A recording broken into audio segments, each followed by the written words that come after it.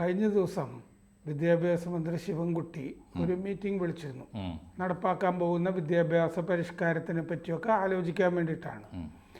അപ്പോൾ അതിൽ ഈ മിനിമം മാർക്ക് ഇനി SSLCക്കുമൊക്കെ ഏർപ്പെടുത്തുന്നതിനെ പറ്റിയൊക്കെ പറഞ്ഞപ്പോൾ 3 സംഘടനകൾ KSTA, SFI ഒക്കെ അതിന് ശാസ്ത്ര സാഹിത്യ പരിഷത്ത് ഒക്കെ അതിനെ എതിർത്തു. അപ്പോൾ എതിർത്തവർക്കിട്ട് നന്നായിട്ട് മുഖ്യമന്ത്രി കൊടുത്തതായിട്ടുമൊക്കെ വായിച്ചു. ഇത് മിനിമം മാർക്ക് വേണ്ടതാണോ, എന്താണ് ഈ പരിഷ്കാരങ്ങളെപ്പറ്റി മാഷിന് ഈ രംഗത്തുണ്ടായിരുന്ന ആളെന്നുള്ള എനിക്ക് തോന്നുന്നത്? മിനിമം മാർക്ക് അത്യാവശ്യമാണ് സാറേ. മിനിമം മാർക്ക് ഇല്ലാത്തതിൻ്റെ ദുരിതങ്ങൾ കുറച്ച് കാലം 10-30 കൊല്ലമായല്ലോ ഈ പണി തുടങ്ങിയിട്ട്. അപ്പോൾ അതിൻ്റെ ദുരിതങ്ങൾ നമ്മളെ വിദ്യാഭ്യാസ രംഗത്ത്, അതിൻ്റെ നിലവാര തകർച്ച വലിയ തോതിൽ വിദ്യാഭ്യാസത്തെ ബാധിച്ചിട്ടുണ്ട്. അത് ഗ്രാസ് റൂട്ട് ലെവലിൽ നിന്ന് ആവശ്യത്തിലേറെ ഫീഡ്ബാക്ക് കിട്ടിയിട്ടായിരിക്കുമല്ലോ. ഇപ്പോൾ വിദ്യാഭ്യാസ വകുപ്പ് കൊടുത്ത റിപ്പോർട്ട് അനുസരിച്ചായിരിക്കുമല്ലോ ഈ പറഞ്ഞ ഈവൻ ശിവൻകുട്ടിക്ക് പോലും ഇങ്ങനെ ചില തീരുമാനിക്കാൻ വരുന്നത്. അപ്പോൾ വിദ്യാഭ്യാസ വിചക്ഷണന്മാരായ വലിയ മന്ത്രിമാരൊക്കെ ഭരിച്ച നാടാണ് നമ്മുടെ നാട്. ജോസഫ് മുണ്ടശ്ശേരി തൊട്ട് പ്രൊഫസർ രവീന്ദ്രനാഥ് വരെ ആരും അത്ര മോശക്കാരായിരുന്നില്ല. പക്ഷേ ശിവൻകുട്ടിയുടെ കാലത്ത് ഇതൊക്കെ നടപ്പാക്കേണ്ടി വരുന്നത് ഇത് ഇത്രയേറെ വഷളായിരിക്കുന്നു എന്ന തിരിച്ചറിവ് വരുമ്പോഴാണല്ലോ. അപ്പോൾ അതിന് ഉത്തരവാദിത്വം വഹിക്കുന്ന 3 സംഘടനകൾ, ഇപ്പോൾ സ്കൂളിൻ്റെ കാര്യത്തിലാണെങ്കിൽ ഇപ്പോൾ SFIക്ക് വലിയ റോളില്ല എന്ന് വിചാരിക്കാം. ഈ 3 സംഘടനകളിൽ 2 സംഘടനയ്ക്ക് വലിയ പങ്കുണ്ട്. ഒന്ന് KSTA ആണ്, കേരളത്തിലെ ഏറ്റവും വലിയ അധ്യാപക പ്രസ്ഥാനം. മാത്രമല്ല എപ്പോഴൊക്കെ ഇടതുപക്ഷ ഗവൺമെൻറ് ഭരിച്ചിട്ടുണ്ടോ ആ ഗവൺമെൻറ്റിൻ്റെ വിദ്യാഭ്യാസ നയവും വിദ്യാഭ്യാസ പരിപാടികളും വിദ്യാഭ്യാസത്തിൻ്റെ നടത്തിപ്പും അതിൻ്റെ മുഴുവൻ പദ്ധതികളും ഏജൻസികളും ഒക്കെ നടപ്പാക്കുന്നത് ഈ പ്രധാനപ്പെട്ട മന്ത്രിമന്ദിരങ്ങളിൽ, മന്ത്രിയുടെ പ്രധാനപ്പെട്ട പദവികളിൽ ഉദ്യോഗസ്ഥന്മാരൊക്കെ ആവുന്നത് ഇവരാണ്, KSTA-ക്കാരാണ്.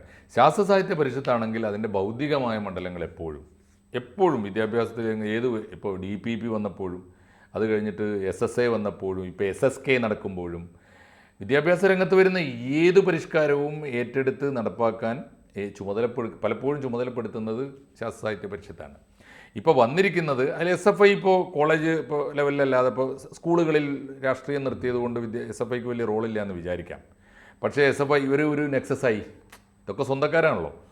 ഇപ്പോൾ CPM-ൻ്റെ പോക്കറ്റ് സംഘടനകളാണല്ലോ ഇത് 3. ഇപ്പോൾ പരിഷത്ത് മാത്രമാണ് ഇടക്കാലത്ത് ഒരു സ്വന്തം വ്യക്തിത്വം ഉയർത്തിപ്പിടിക്കാൻ ശ്രമിച്ചത്. ഇതിൽ ഈ സ്വദേശാഭിമാനി രാമകൃഷ്ണപിള്ള പണ്ട് എഴുതിയൊരു മുഖപ്രസംഗത്തെ ഓർമ്മിപ്പിക്കുന്ന ഒരു സംഭവം ഉണ്ടായി. കാരണം ഈ സവർണരെയും മറ്റേ പിന്നാക്കക്കാരെയും ദലിതരെയും ഒന്നിച്ച് ഒരേ സീറ്റിൽ ഒരേ ബെഞ്ചിലിരുത്തി പഠിപ്പിക്കരുത്, ഒരേ ക്ലാസ്സിലിരുത്തരുത് എന്ന് അദ്ദേഹം പറഞ്ഞിരുന്നല്ലോ.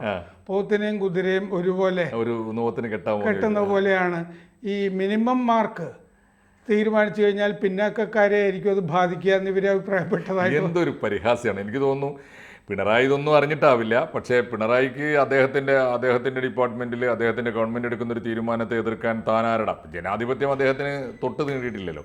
അതുകൊണ്ട് പ്രത്യേകിച്ച് സ്വന്തക്കാർ, ഞാൻ പറഞ്ഞാൽ അവിടെ കണ്ണുരുട്ടിയാൽ നിൽക്കേണ്ട സംഘടനകൾ, മാത്രമല്ല എൻ്റെ കയ്യിൽ നിന്ന് വല്ലതുമൊക്കെ കിട്ടാൻ വേണ്ടി ഓച്ചാനിച്ച് നിൽക്കുന്ന സംഘടനകൾ, ആ സംഘടനകളൊക്കെ സർക്കാർ വിളിച്ചൊരു യോഗത്തിൽ വന്നിട്ട് പ്രതികരിച്ചതിൻ്റെ ദേഷ്യമായിരിക്കും. കാരണം ആ കലിപ്പായിരിക്കും അദ്ദേഹം കാണിച്ചിട്ടുണ്ടാവുക. പ്രതികരിച്ചു കഴിഞ്ഞാൽ അദ്ദേഹത്തിന് ഇഷ്ടപ്പെടില്ല. കാരണം ആ ഹുസൈൻ മടവൂർ നേരത്തെ ഒരു മീറ്റിങ്ങിൽ പ്രതികരിച്ചപ്പോഴും മര്യാദയ്ക്ക് സംസാരിക്കണം എന്ന് പറഞ്ഞു. അതെ, അദ്ദേഹത്തിന് അത് ഇഷ്ടപ്പെടില്ല. ഒരു മനുഷ്യൻ പൊതുവേ ഇദ്ദേഹത്തിന് അപരനെ കേൾക്കുക എന്ന് പറയുന്നൊരു ഏർപ്പാട് അദ്ദേഹത്തിൻ്റെ കുറവാണ്, അത് ജീവിതത്തിൽ തന്നെ കുറവാണ്.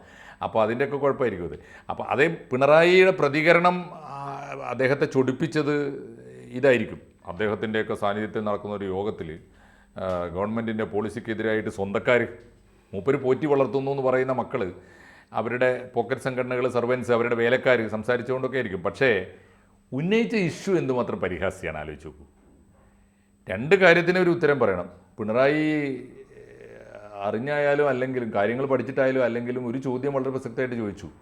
നമ്മുടെ വിദ്യാഭ്യാസ രംഗത്തിൻ്റെ നിലവാരം തകർന്നു പോയിരിക്കുന്നു എന്ന് ഈ രംഗത്തെ വിലയിരുത്തി പഠിച്ച ആളുകൾ പറയുമ്പോൾ അത് അവരുടെ കുറ്റമാണോ, പറയുന്നവരുടെ കുറ്റമാണോ? അതനുസരിച്ച് ആ കമ്മിറ്റിയുടെ അത്തരം കമ്മിറ്റികളുടെ നിർദ്ദേശപ്രകാരം നമ്മുടെ ഭരണ നടപടികൾ സ്വീകരിക്കുന്ന ഗവൺമെൻറ്റിൻ്റെ കുറ്റമാണോ, ആരുടെ കുറ്റമാണ്? ആ ചോദ്യം ന്യായമാണല്ലോ. നമ്മുടെ വിദ്യാഭ്യാസ രംഗത്തിന് നിലവാരം കുറഞ്ഞു പോയെങ്കിൽ ഈ 2 സംഘടനകൾക്ക് വളരെ പ്രധാനപ്പെട്ട ഉത്തരവാദിത്വം. ഈ ഗവർണർ പക്ഷെ പറഞ്ഞിരുന്നത് ഉന്നത വിദ്യാഭ്യാസ രംഗം തകർന്ന് ഇരിക്കുന്നു. CVN റാവുവിനെയൊക്കെ അദ്ദേഹം എപ്പോഴും ഉദ്ധരിക്കാറുണ്ട്. പക്ഷേ സ്കൂൾ വിദ്യാഭ്യാസത്തിനെ പറ്റി അങ്ങനെയല്ലല്ലോ അദ്ദേഹം പറഞ്ഞിരുന്നത്. സ്കൂൾ വിദ്യാഭ്യാസത്തെക്കുറിച്ച് നമ്മൾ ഇപ്പോഴും സൂക്ഷ്മമായിട്ട് മനസ്സിലാക്കാത്തതിൻ്റെ ഒരു പ്രശ്നമുണ്ട്. കാരണം സ്കൂൾ വിദ്യാഭ്യാസം ആരും ശ്രദ്ധിക്കുന്നില്ല സാറേ. അവിടെ കോലാഹലങ്ങളും പൊട്ടിത്തെറികളും നടക്കുന്നില്ല. അവിടെ ഈ വലിയ ഫണ്ട് വരികയും അത് വളരെ സ്മൂത്തായിട്ട് വെട്ടി പോവുകയും ചെയ്യുന്നതുകൊണ്ട് ആരും കാര്യമായിട്ട് ഒച്ചപ്പാടുണ്ടാക്കാതെ പോകുന്നതുകൊണ്ട് പിന്നെ എല്ലാവരെയും പാസ്സാക്കുമ്പോൾ അധ്യാപനമൊന്നും അധികം ആവശ്യം വരുന്നില്ല. അതാണ് ഇതിനകത്ത് ഒരു പ്രധാനപ്പെട്ട പ്രശ്നം. അത് ഈ ചെറിയ തോതിൽ തുടങ്ങിയതാണല്ലോ. ചാക്കീരി പാസ് ഓർമ്മയില്ലേ സാർ? ചാക്കീരി അഹമ്മദ് കുട്ടി വിദ്യാഭ്യാസ മന്ത്രിയായിരുന്ന കാലത്താണ് ഈ 1-ാം ക്ലാസ്സിലെ കൊച്ചു കുട്ടികളെ ഇനി തോൽപ്പിക്കേണ്ടെന്ന് തീരുമാനിച്ചത്. അത് ഈ കൊച്ചു കുട്ടികളോട് കാണിച്ച ഒരു ഔദാര്യമായിട്ട് കാണിച്ചാൽ മതി. പിന്നെ വന്ന ഗവൺമെൻറ്റുകളൊക്കെ അതങ്ങനെ കൂട്ടിക്കൊടുത്തു. 2-ലും വേണ്ട, 3-ലും വേണ്ട, 4-ലും വേണ്ട, ഇപ്പോൾ 9 വരെ വേണ്ട. അങ്ങനെ പോയിക്കൊണ്ടിരിക്കുകയാണ്. അങ്ങനെ പോയിക്കൊണ്ടിരിക്കുമ്പോഴുള്ള സൗകര്യം എന്താ? പോയിക്കൊണ്ടിരിക്കുമ്പോഴുള്ള ഏറ്റവും പ്രധാനപ്പെട്ട സൗകര്യം പഠിച്ചാലും പഠിപ്പിച്ചില്ലേലും ഹാജർ രേഖപ്പെടുത്തിയിട്ട് സ്കോർ ഷീറ്റ് ഉണ്ടാക്കിയാൽ മതി. മുമ്പ് ഈ ഇൻഡിവിജ്വലി കുട്ടികളെ ശ്രദ്ധിച്ചിട്ട് അവർക്ക് പറഞ്ഞു കൊടുക്കുമായിരുന്നല്ലോ പണ്ടൊക്കെ. അത് വേണ്ട എന്ന് വരും. അത് വേണ്ട, ആരും തോൽക്കുന്നില്ലല്ലോ. ഒന്ന്. രണ്ടാമത്തെ കാര്യം, പിന്നെ ഇടക്കാലത്ത് വന്ന പരിഷ്കാരത്തിൽ പരീക്ഷയിൽ മാർക്കെടുത്ത് കളഞ്ഞു. പിന്നെ ഗ്രേഡായി. ഗ്രേഡാകുമ്പോൾ തന്നെ എങ്ങനെ പിന്നെ തോൽപ്പിക്കാൻ പാടില്ല. അപ്പോൾ പിന്നെ തോൽപ്പിക്കാനുള്ള ഗതി ഇ ഗ്രേഡ് വരാൻ പാടില്ല. ഇ ഗ്രേഡ് വരാതിരിക്കാൻ പല വഴിയുണ്ട്. അതിപ്പോൾ പരീക്ഷാ പേപ്പറിൽ ഒന്നും എഴുതിയിട്ടില്ലാത്തവന് പോലും CC കൊടുത്ത് CC ഉണ്ടല്ലോ, കണ്ടിന്യൂസ് ഇവാലുവേഷൻ. അപ്പോൾ ഇത്തരത്തിലുള്ള സംഗതികളൊക്കെ നടപ്പും ആരാണ് ഒരു കുട്ടിക്ക് ഈ വിദ്യാഭ്യാസ സമ്പ്രദായത്തിൽ ഇത്രയും കാലമായിട്ട് ഒരു കുട്ടിയുടെ വിദ്യാഭ്യാസ നിലവാരം ഇടിഞ്ഞു പോയിരിക്കുന്നു. അതുകൊണ്ട് ഇനി സമ്പൂർണ്ണമായി ജയിപ്പിക്കണം എന്നൊരു ഏർപ്പാട് വേണ്ട എന്ന് വെക്കുന്നു. 2, ഓരോ പേപ്പറിനും മിനിമം 30% മാർക്കേ പറഞ്ഞിട്ടുള്ളൂ. ഞങ്ങളുടെ കാലത്ത് 40 ഉണ്ട്. സാറിൻ്റെ കാലത്ത് എങ്ങനെയാണെന്ന് എനിക്ക് അറിഞ്ഞൂടാ. ഉണ്ടല്ലോ, ഉണ്ട്. ഇപ്പോൾ 35 മിനിമം. ഇപ്പോൾ എനിക്ക് തോന്നുന്നത് സബ്ജക്റ്റിന് 35, ലാംഗ്വേജിന് 40, അങ്ങനെ എന്തൊക്കെയായിരുന്നു ഞങ്ങളൊക്കെ എഴുതിയത്. അപ്പോൾ ഇപ്പോൾ അതുമില്ല, മിനിമം 30. ഒരു പേപ്പറിന് 30% മാർക്ക് വേണം എന്നേ പറഞ്ഞിട്ടുള്ളൂ. അതിനിവരെതിരാണ്. എന്താ അതിൻ്റെ അർത്ഥം? അതിൻ്റെ അർത്ഥം എന്താണെന്ന് വെച്ചാൽ മിനിമം ഒരു കുട്ടിക്ക് ഓരോ പേപ്പറിലും 30% മാർക്കെങ്കിലും കിട്ടിയിരിക്കണം. അപ്പോൾ പഠിപ്പിക്കുന്ന അധ്യാപകൻ്റെ ക്ലാസ്സിൽ 10 കുട്ടികളെങ്കിലും തോൽക്കുന്ന അവസ്ഥ ഉണ്ടാകുന്നത് എന്തുകൊണ്ടാവും?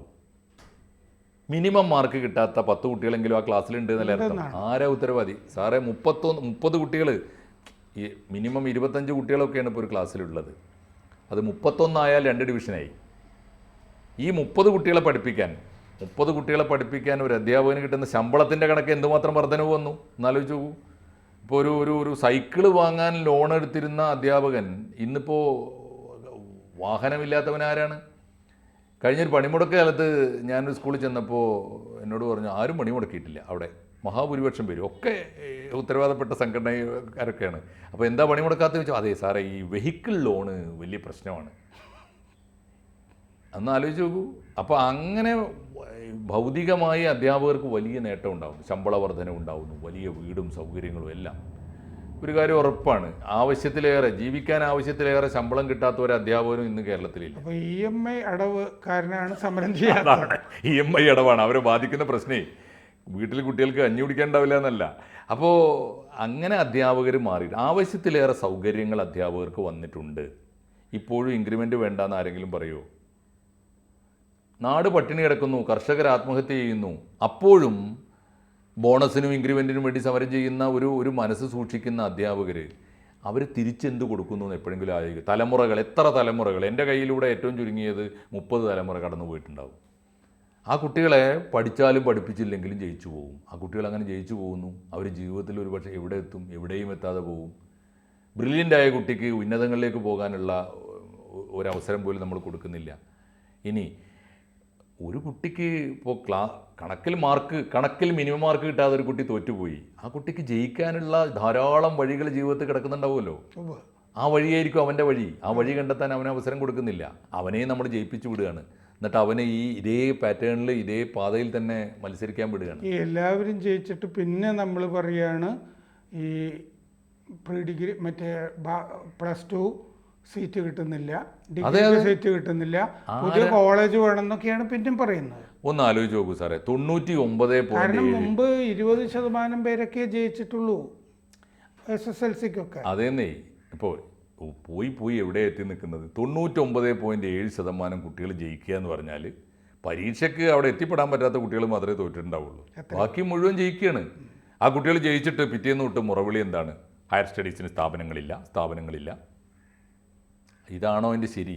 ഇത്രയും പേരെ ജയിപ്പിച്ച് വിടേണ്ട കാര്യം എന്താണ്? ജയിച്ചേ അടങ്ങൂ എന്ന് വാശി പിടിക്കുന്ന എന്തിനാണ്? ഒരു കുട്ടിക്ക് സ്വാഭാവികമായി തോൽവി എന്ന് പറയുന്നൊരു സംവിധാനം നിലനിൽക്കുന്ന ഒരു സംസ്ഥാനത്ത് 1-ാം ക്ലാസ് തൊട്ട് ഒരു കുട്ടി തോറ്റാൽ എന്താണ് പ്രശ്നം? പഠിക്കാൻ താല്പര്യമുള്ളവന് സാന്ദർഭികമായ എന്തെങ്കിലും കാരണങ്ങളാൽ മാർക്ക് കുറഞ്ഞു പോയവനാണെങ്കിൽ അവൻ അടുത്ത കൊല്ലം മത്സരിച്ച് പഠിച്ച് ജയിച്ച് എല്ലാവർക്കും മുമ്പിലെത്തും. അവൻ തോറ്റാൽ എന്താ കുഴപ്പം? ഈ പിന്നാക്കക്കാരെ ബാധിക്കും മിനിമം മാർക്ക് എന്ന് പറയുന്നത് അസംബന്ധമാണ്. കാരണം എന്താണെന്ന് വെച്ചാൽ മിനിമം മാർക്ക് നേരത്തെ ഉണ്ടായിരുന്നല്ലോ. അന്നും എല്ലാവരും ആരും ഇത് പറഞ്ഞിട്ടില്ലല്ലോ. അല്ലെങ്കിൽ എങ്ങനെ പിന്നോക്കക്കാരന് മാത്രമായിട്ട് മിനിമം മാർക്ക് കൊണ്ട് ദോഷം ഉണ്ടാകുന്നത്? കോമൺ സെൻസുള്ള വർത്താനം പറയണ്ടേ ഈ അധ്യാപക നേതാക്കന്മാർ? ഇപ്പം എനിക്ക് തോന്നുന്നത് വേറൊരു ചെറിയ കുനിഷ്ഠൂലി അതിൽ കാണാം. ചരിത്രത്തിൽ ആദ്യമായിട്ടാണ് KSTAക്ക് ഒരു വനിതാ ജനറൽ സെക്രട്ടറി ഉണ്ടാകുന്നത്. അപ്പോൾ ബദറുന്നീസൊക്കെ ആയിരിക്കുമല്ലോ മീറ്റിങ്ങിന് ചെന്നിട്ടുണ്ടാവുക. അവളാരടാ എൻ്റെ ഗവൺമെൻറ് എടുത്ത നിലപാടിനെതിരായി വർത്തമാനം പറയാൻ എന്നും ആവാം അതിനർത്ഥം. അങ്ങനെയൊക്കെ കാണാം. എന്തായാലും ഈ പിണറായിയുടെ കയ്യിൽ നിന്നാണ് എൻ്റെ ഏറ്റവും വലിയ സങ്കടം. അതാണ് KSTAയുടെ വീര നേതാക്കന്മാർക്ക് അക്കാഡമിക്കായൊരു വിഷയത്തിൽ ക്ലാസ് എടുക്കേണ്ടി വന്നത് പിണറായി വിജയനായിപ്പോയി എന്നുള്ളതാണ് ഒരു വലിയ സങ്കടം. മാത്രമല്ല ആ വിഷയത്തിൽ നമ്മളിപ്പോൾ ഞാനും സാറും ഒക്കെ ഈ വിഷയത്തിൽ ഇതാണ് വിഷയമെങ്കിൽ മിനിമം മാർക്ക് പാടില്ല, മിനിമം മാർക്ക് കൊടുത്താൽ പിന്നോക്ക വിഭാഗക്കാരായ കുട്ടികൾ കൂടുതൽ തോറ്റുപോകും, അത് അവരുടെ വിദ്യാഭ്യാസത്തെ ബാധിക്കും എന്ന് KSTAക്കാരും പരിഷത്തും പറയുമ്പോൾ അതല്ല എന്ന് പിണറായി വിജയൻ പറഞ്ഞാൽ പോലും നമ്മൾ ആരുടെ കൂടെ നിൽക്കുക? ഒന്ന് ആലോചിച്ചു. പിണറായി വിജയൻ കൂടെ നിൽക്കുമല്ലോ. മാത്രമല്ല അദ്ദേഹം ഇത്തരം ക്ലാസ്സുകൾ കൂടുതൽ ഇനി ഈ സഖാക്കൾക്ക് കൊടുക്കട്ടെ എന്ന് നമുക്ക് ആശംസിക്കാനേ പറ്റുള്ളൂ. ഇക്കാര്യത്തിൽ പിണറായി വിജയനെ ആശംസിക്കാനേ നമുക്ക് പറ്റുള്ളൂ. അതുകൊണ്ട് ഈ അധ്യാപക പ്രസ്ഥാനം, പ്രത്യേകിച്ചും ബുദ്ധിജീവികളുടെ പ്രസ്ഥാനമായ പരിഷത്തും അധ്യാപകരുടെ പ്രസ്ഥാനം, അധ്യാപകരുടെ സമര സംഘടനയായ ത്യാഗനിർഭരമായ സമരങ്ങളുടെ ചരിത്രം പറയാനുള്ള KSTA എന്ന അധ്യാപക പ്രസ്ഥാനമൊക്കെ 2 വട്ടം ആലോചിക്കട്ടെ, 1 വട്ടം നാണിക്കട്ടെ എന്ന് പറഞ്ഞ് നമുക്ക് ഈ ചർച്ച അവസാനിപ്പിക്കാം. നമസ്കാരം.